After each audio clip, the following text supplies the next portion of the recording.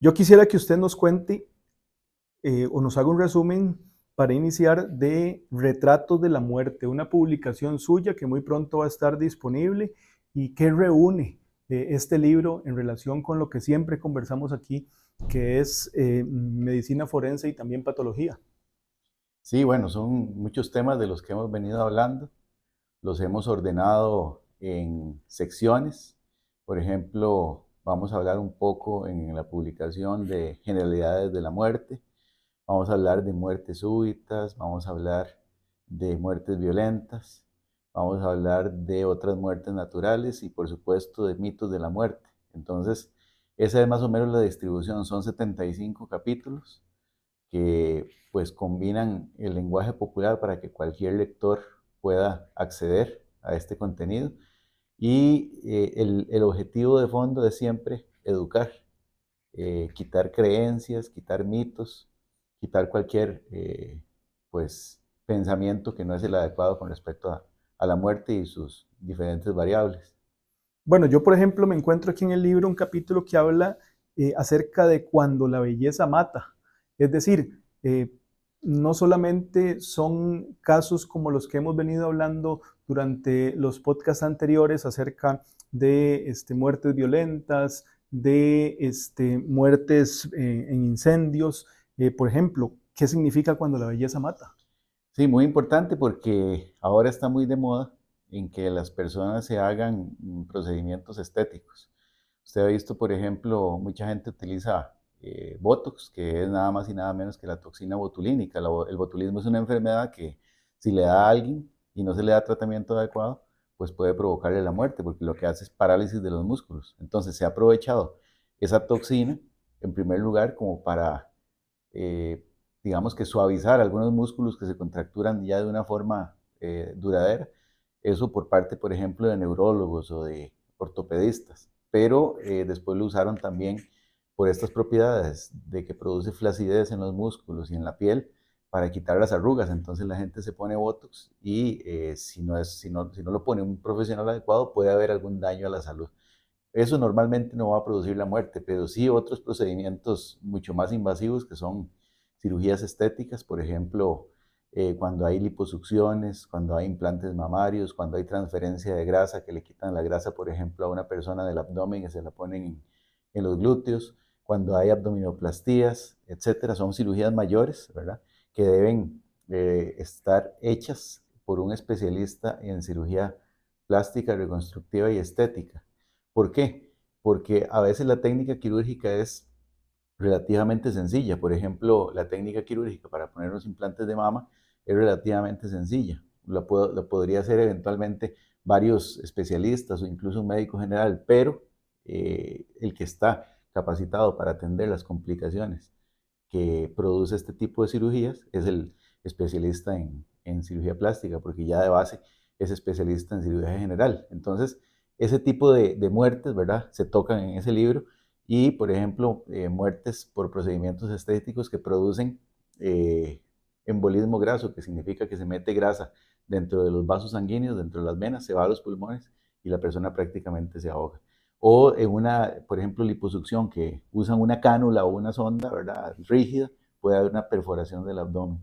Y así con muchas de las complicaciones que pueden ocurrir en este tipo de intervenciones que son bastante pesadas, ¿verdad? Cirugías mayores. Otro título que me llama mucho la atención y que viene en el libro, y esto hagámoslo a modo de no generar mucho spoiler, porque yo sé que son artículos suyos que hay que adentrarse en ellos para entenderlos bien, pero me llama la atención porque se llama Inútil como el semen de los ahorcados. Tal vez si le explicamos a la gente en relación con qué, yo sé que es una canción, de un cantautor que tanto usted como yo admiramos mucho, que es Joaquín Sabina. Sin embargo, ¿qué relación tiene eso con la medicina forense y la patología? Sí, es importante. Resulta que pues yo oigo a Joaquín Sabina desde que tenía como aproximadamente 14 años. Sin embargo, hay muchas frases de él que ya sea que porque son digamos que localismos de España o de la localidad donde él reside, ¿verdad? Uno dice, ¿qué será lo que quiso decir con esto? Sin embargo, esa frase que usted apuntaba, que le da título a ese capítulo, pues me llamó la atención porque cuando yo llegué a la morgue judicial, primero uno llega como residente, ¿verdad? Es médico general y comienza a estudiar la especialidad, pues no sabía detalles como ese. ¿Qué significa? Que cuando viene una persona que se ha ahorcado, ¿verdad? Ya sea que se ha quitado la vida, pues colgándose de algún elemento o que lo hayan estrangulado, me refiero a alguna asfixia mecánica, pues muchas veces viene, cuando le quitan la ropa a los técnicos de morgue, con semen, ¿verdad? Con una eyaculación. Entonces esto tiene que ver con mecanismos de hipoxia, es decir, de falta de oxígeno que se producen a nivel de la médula espinal y que producen como de forma refleja o automática que se produzca una erección y una eyaculación en el momento en que falta el oxígeno en el sistema nervioso central.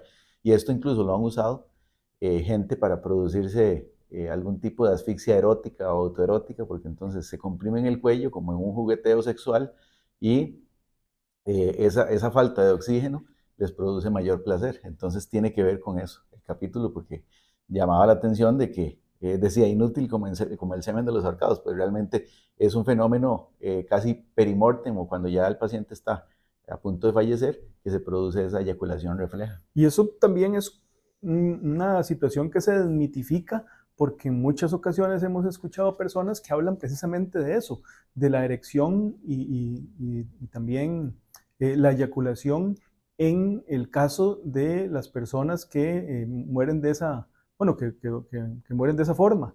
Entonces prácticamente se desmitifica y es una realidad. Sí, exactamente, es una verdad en la mayoría de los casos por ese mecanismo que le explico, de falta de oxígeno y mecanismos reflejos de la médula espinal que producen estos fenómenos ya cuando la persona está agonizando. Vea, la sección quinta se llama mitos de la muerte y el primer mito es algo que a muchos nos llama la atención, sobre todo las personas que profesamos la fe católica, que es precisamente los cuerpos incorruptos, porque hemos visto, por ejemplo, cómo excuras, santos que la Iglesia Católica canoniza, se conservan en vitrinas. La gente va a ciertas iglesias y a ciertos lugares para ver a estas personas cuyo cadáver todavía se preserva, o sea, está incorrupto. Y el primer capítulo se llama El viejo incorrupto. Sí, exactamente. Hábleme acerca de eso porque yo creo que mucha persona va a estar muy interesada en que si es un fenómeno natural o es una situación que se da por la beatificación de esas personas.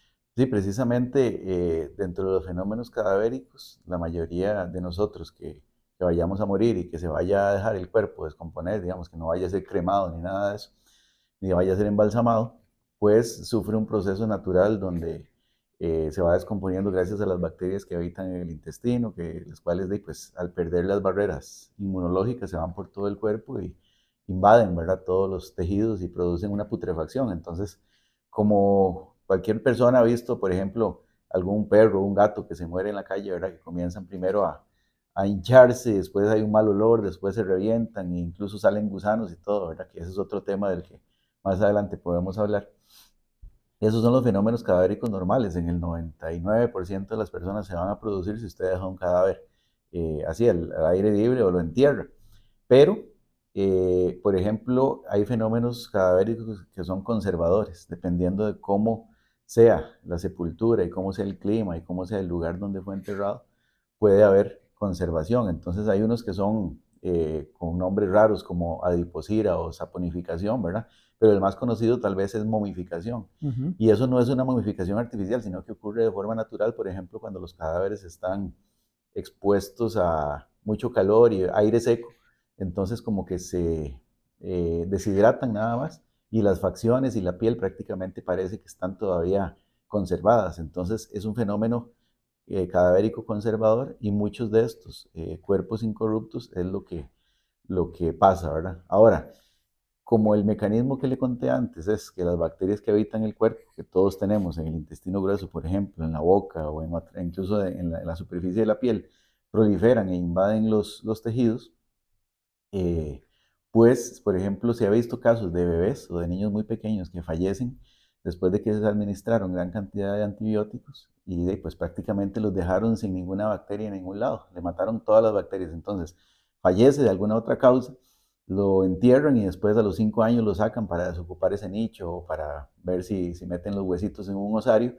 y lo que se encuentran es que está el cadáver pues bastante conservado porque no hubo bacterias que se lo comieran. Entonces lo que pasa es que se va deshidratando y también queda con una especie de momificación.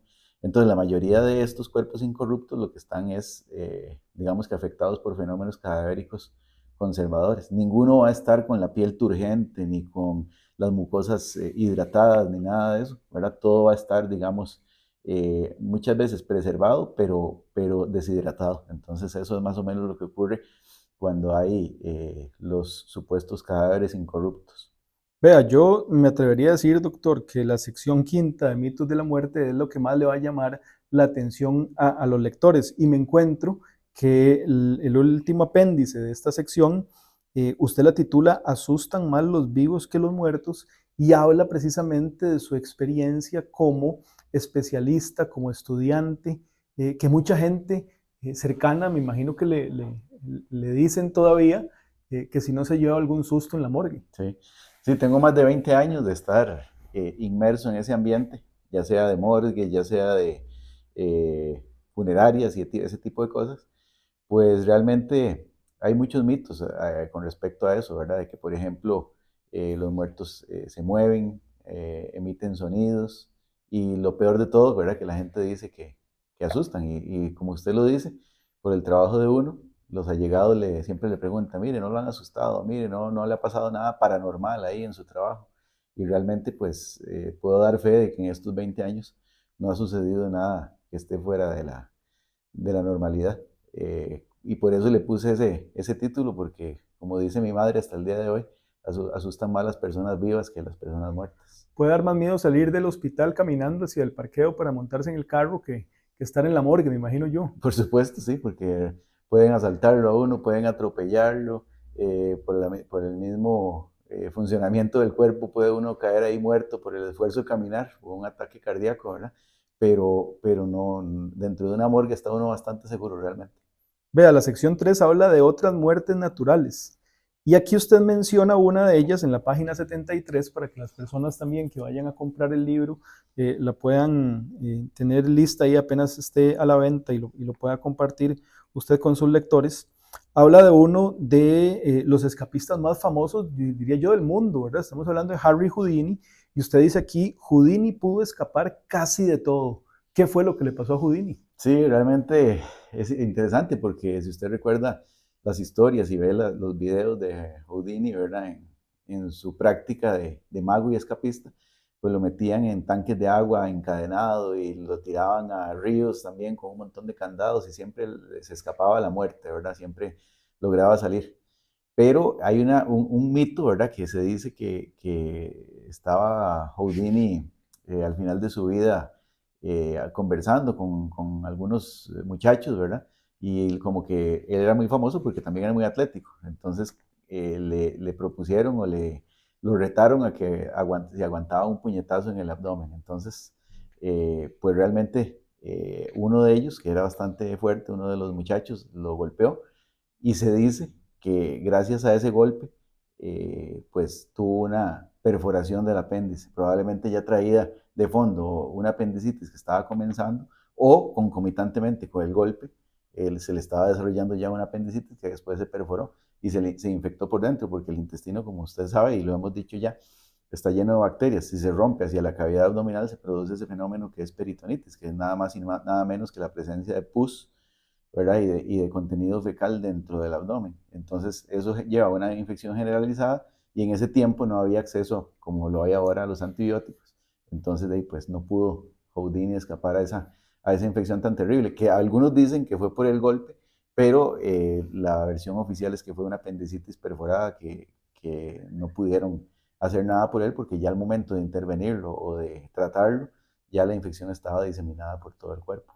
Bueno, hablando también de otras de las personalidades que aparecen en este libro y que usted de forma mm, muy interesante ha puesto en sus títulos, y también recordando el capítulo o el episodio pasado que hablábamos sobre las muertes por incendio, hay un personaje aquí bastante interesante, Juana de Arco, Sí. ¿verdad?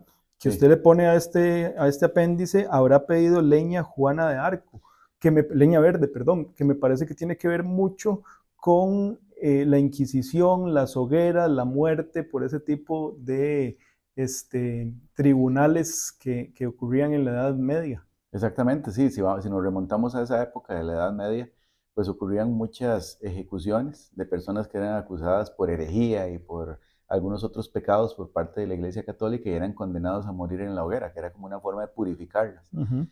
Entonces, ya se sabía que si usaban leña verde para quemar a esas personas, pues la leña verde va a producir un montón de humo. Entonces, primero se asfixiaban antes de ser alcanzados directamente por las llamas. Mientras que si usaban leña seca, ¿verdad?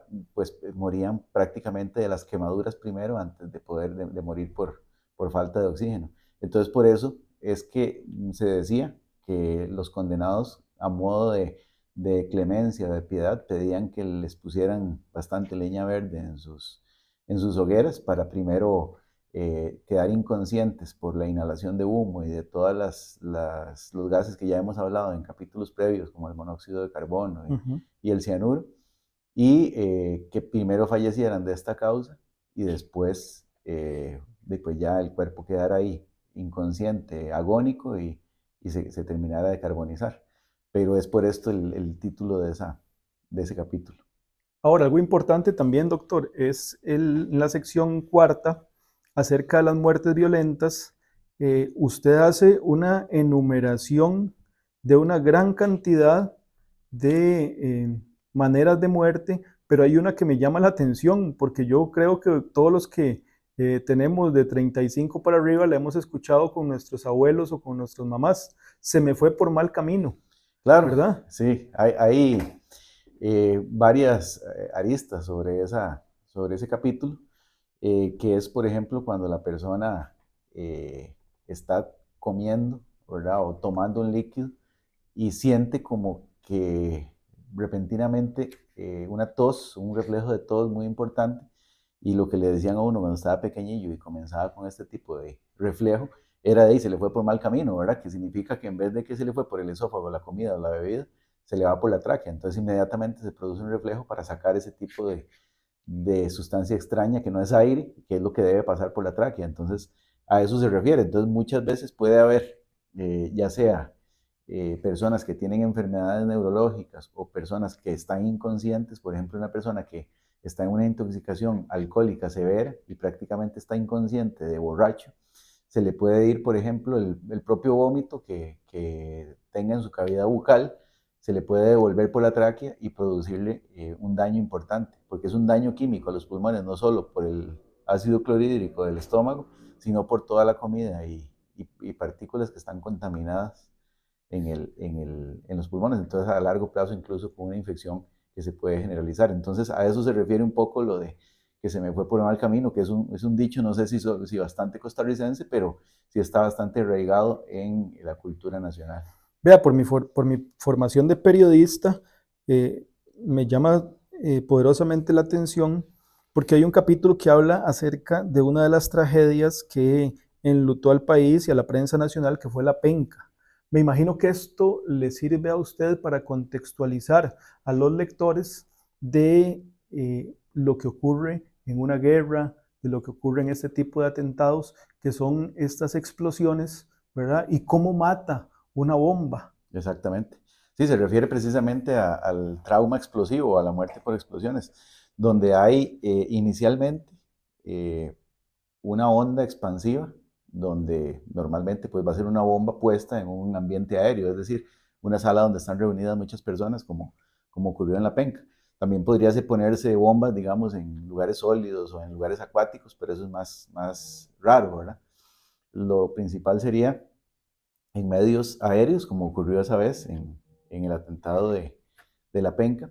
Y lo que pasa es que esa primera onda expansiva, lo que pasa es que los gases viajan a velocidades importantísimas y producen un golpe que puede producir laceraciones, arrancamientos de extremidades, puede producir en las partes aéreas del cuerpo, que son como los tímpanos y los pulmones, puede producir explosiones por dentro, por decirlo de alguna forma.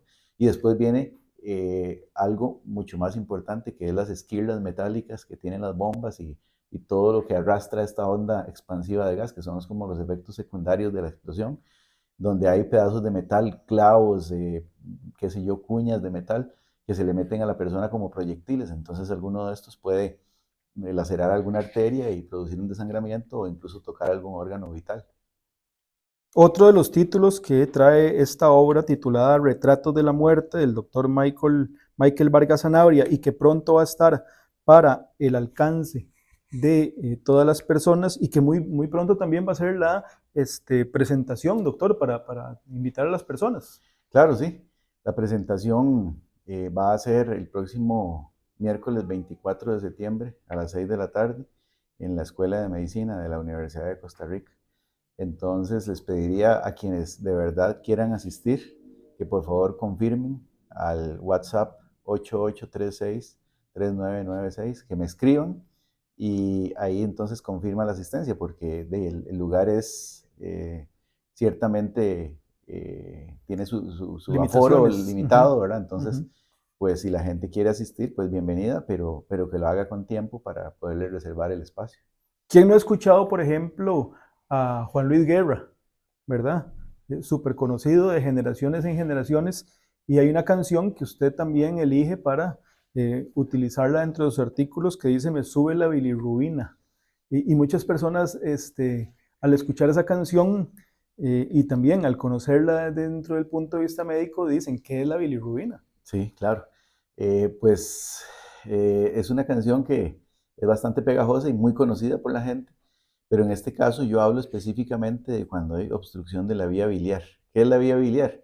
Es, digamos, la bilis es una sustancia que se produce en el hígado, que viaja a través de la vía biliar hacia el intestino delgado para poder digerir las grasas. Actúa como un jabón. Se ha visto como si usted lava los platos solo con agua, se le queda pegada toda la costra de grasa. En cambio, si usted utiliza un jabón, ¿verdad? Se le quita la grasa fácilmente. Entonces, lo que hace la bilis básicamente es disolver las grasas para que puedan ser absorbidas fácilmente por el tracto digestivo. Pues muchas veces, por ejemplo, por un cálculo biliar, que es una piedrita que hay en la vesícula, que es un órgano que almacena bilis, esa piedrita baja y digamos, taquea el conducto principal que drena esa bilis, entonces se obstruye toda la vía biliar y la persona se pone amarilla y comienza con otros síntomas, ¿verdad? De malestar general y demás. Y eso es cuando sube la bilirrubina, que en general la gente se pone ictérica, que es de color amarillo en la piel y en las mucosas. Esa es una causa, ¿verdad? Una obstrucción de esa vía biliar principal, pero pueden haber cientos de causas más de aumento de la bilirrubina. Entonces, esa es parte, digamos, de la canción. Y ahora, ¿la bilirrubina qué es? Es un producto de degradación de la hemoglobina, que es lo rojo de la sangre, que es donde el oxígeno viaja y que nosotros tenemos que tener un montón para poder respirar y funcionar adecuadamente. Pero como tiene que estar recambiándose, un producto de la degradación de hemoglobina es la bilirrubina y pues sigue un ciclo que va a través del hígado y por eso es que tiene ese color verdoso y demás, que es el de la bilis. En este libro publicado por Edinexo, se resumen y se responden también muchas interrogantes que tienen las personas en un lenguaje muy coloquial de lo que ocurre cuando partimos de este mundo y nuestros restos quedan aquí. Y usted aquí está partiendo de una pregunta que dice, ¿crece el pelo y las uñas después de la muerte? Pero, por ejemplo, mucha gente se pregunta, ¿puede ser que un cadáver se mueva? ¿Puede ser que un cadáver abra los ojos? Puede ser que un cadáver, no sé, secrete alguna sustancia por la boca. ¿Qué respuestas tenemos hacia esas interrogantes, doctor? Sí, bueno, movimientos definitivamente espontáneos no hay ninguno. Es bien sabido que las personas se ponen rígidas después de que Ujú. fallecen, que Rigidez eh, post-mortem, que llaman. exactamente, que la gente dice, bueno, ahí ya se puso tieso, ¿verdad? Que eso es como muy coloquial. Pero de eso a que espontáneamente se mueva o que al relajarse esa, digamos, lo tieso, cuando ya la persona se va descomponiendo, cuando se relaja tampoco hay movimientos espontáneos. Todo es pasivo, digamos, todo es movimientos que son relativos a alguien que esté por fuera, tratando de mover una extremidad de un cadáver, por ejemplo. No hay tampoco emisión de ningún tipo de sonidos, no hay tampoco crecimiento de pelo ni de uñas. Todos esos son fenómenos que son ópticamente aparentes cuando han exhumado cadáveres y parece que tienen el pelo más largo, las uñas más largas, es porque pelo y uñas tienen cierta raíz que cuando los tejidos que los sostienen se descomponen, pues pueden parecer más largos, pero no es que crecieron, ¿verdad? Ujú, Y con respecto a lo último era que era de emisión de algún tipo de secreciones, pues ujú. realmente eso sí puede ocurrir dependiendo de la causa de muerte. Si, por ejemplo, hay un sangrado digestivo alto, masivo, el estómago va a estar lleno de sangre, a lo mejor hay regurgitación de esa sangre por boca y nariz, pero eso es algo completamente pasivo. Es si usted le da vuelta al cadáver o lo pone boca abajo, lo que sea, pues sí puede haber salida de algunas secreciones. Por eso es que cuando llegan los técnicos disectores, que mucha gente los conoce popularmente como patólogos que llegan a las casas a preparar a los fallecidos después de que fallecen, les ponen algodones en la nariz o en la misma boca para taquear esos fluidos que pueden salir. Pero sin embargo, el cabello puede colaborar con ustedes como médicos forenses para dilucidar acerca de cuál fue la manera de muerte. Sí, existen técnicas, por ejemplo, toxicológicas, donde se mandan a analizar cabellos de personas para ver si fueron envenenadas, porque muchas veces la denuncia o la sospecha de envenenamiento viene meses o años después de que la persona ya fue enterrada. Entonces, lo único que queda cuando se exhuma son pocos tejidos y algunos de ellos que permanecen todavía bastante conservados es el cabello. Entonces, pueden someterse a ciertos análisis cromatográficos para determinar si había sustancias, por ejemplo, como arsénico en el cabello y que pudiera dilucidar si a esa persona realmente la envenenaron o si los niveles son los correctos o los esperables para cualquier persona. Dentro de todos estos apéndices de este libro con, diría yo, títulos muy llamativos, títulos que hacen que las personas vayan a querer leerlos y vayan a elegir incluso cuáles leerlos y cuáles no. Hay dos, doctor, que a mí me parecen que han sido lamentablemente noticia desde hace muchos años en nuestro país y es la violencia en contra de los menores de edad. Eh, Usted incluso lo ve como una barbarie en pleno siglo XXI, ¿verdad? Que todavía se estén dando estos casos que incluso a uno como periodista, cuando llegan esos casos a juicio, son absolutamente desgarradores y cuando nos damos cuenta como ciudadanos también. ¿Qué quiso mostrar usted en este libro acerca de esa problemática que existe en Costa Rica? Claro, primero dejar claro que que una sociedad que se precie de ser civilizada y que se precie de ser completamente humana, pues este tipo de casos no debería existir cero casos de estos, de muertes por agresión a menores de edad. Porque ¿qué es lo que pasa? Cuando los niños están desde recién nacidos hasta que tienen una edad, 1 o 2 años, que están prácticamente indefensos, están completamente a merced de lo que los padres hagan con ellos, pues muchas veces en este periodo tan vulnerable son agredidos, son golpeados, son sacudidos, que eso es peligrosísimo, y quedan con daños para toda la vida si tienen suerte, y si no, pues fallecen, ¿verdad? Y como usted bien lo dice, año con año se ven 2 o 3 juicios de este tipo al año donde los padres son sospechosos de haberle dado muerte al menor por múltiples golpes, por múltiples traumas o por haberlo sacudido. Entonces, eso es lo que se quiere dejar claro, ¿verdad? De cómo es lo que sucede y algunas estadísticas que pasan en Costa Rica. Se dice que más o menos son 2 niños por cada millón de habitantes que mueren por año. Imagínense, si somos 5 millones de habitantes, pues quiere decir que más o menos 10 menores al año acaban su existencia a manos de sus padres o cuidadores, lo cual pues es, como usted bien lo dijo y como se dice en el libro, una barbarie.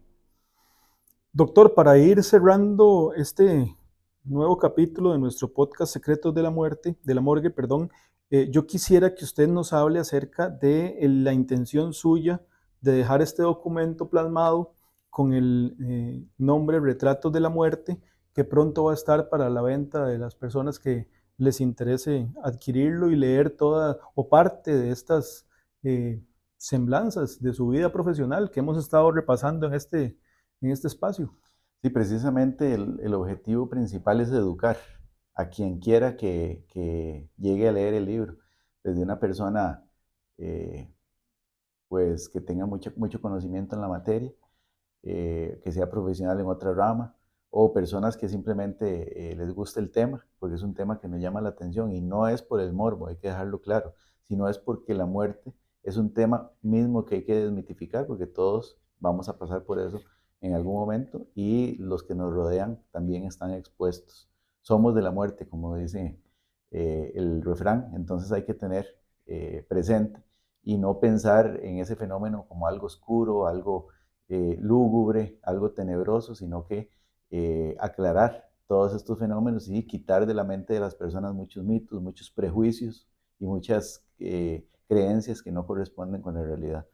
Y dentro de las personas que colaboraron, digamos, para hacer el libro, llama la atención una de las frases que viene al final en la sinopsis que hizo el señor rector de la Universidad de Costa Rica, el doctor Carlos Araya Leandro, donde dice que este libro, o La muerte guarda secretos, y este libro se atreve a contarlos. Entonces es una frase que me llamó mucho la atención, porque incluso él me dijo, bueno, es que obviamente es una persona muy ocupada, pero cuando tomó el libro, lo leyó y lo leyó en un solo tiro, y escribió la sinopsis. Entonces eso quiere decir que a una persona que no es de la rama médica, que es profesional en otra área, pues le llamó mucho la atención el tema y lo atrapó. Entonces eso es lo que yo pretendo, ¿verdad? Con este libro, que la gente se siente identificada, que la lectura sea amena y que al final de cuentas eduque a las personas en desmitificar la muerte.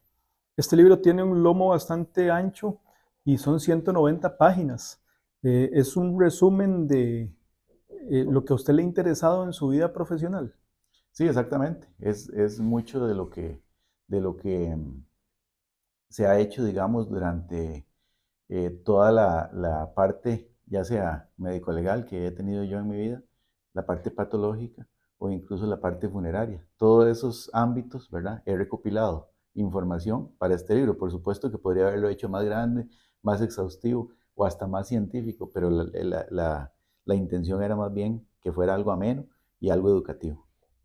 Perfecto, entonces estar atentos porque muy pronto estará a la venta ya Retratos de la muerte del doctor Michael Vargas Sanabria, que como hemos conversado aquí, tiene una gran cantidad de aristas desde generalidades de la muerte, muertes súbitas, muertes naturales, muertes violentas y hasta los mitos de la muerte que yo sé que les va a interesar mucho y sobre todo a las personas que no tienen un contacto directo con las ciencias médicas, porque el libro está escrito precisamente para llegarle a usted que quizá no tiene una formación médica, para que usted lo pueda entender, lo pueda comprender y pueda enterarse de qué se trata y también desmitificar muchas cosas que quizá uno tiene un pensamiento distinto y este libro le puede traer mucha luz en esos ámbitos. Esperarlos nada más que el libro esté a la venta e invitarlos también que si tienen interés en asistir a la presentación, el doctor nos va a decir a dónde y cuándo.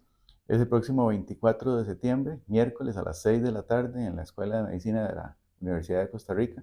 Y como les dije antes, confirmar antes de asistir, al menos el 20 de septiembre, al 8836-3996 por medio de WhatsApp, si van pues solos o con algún acompañante para reservar el espacio porque el aforo va a ser limitado.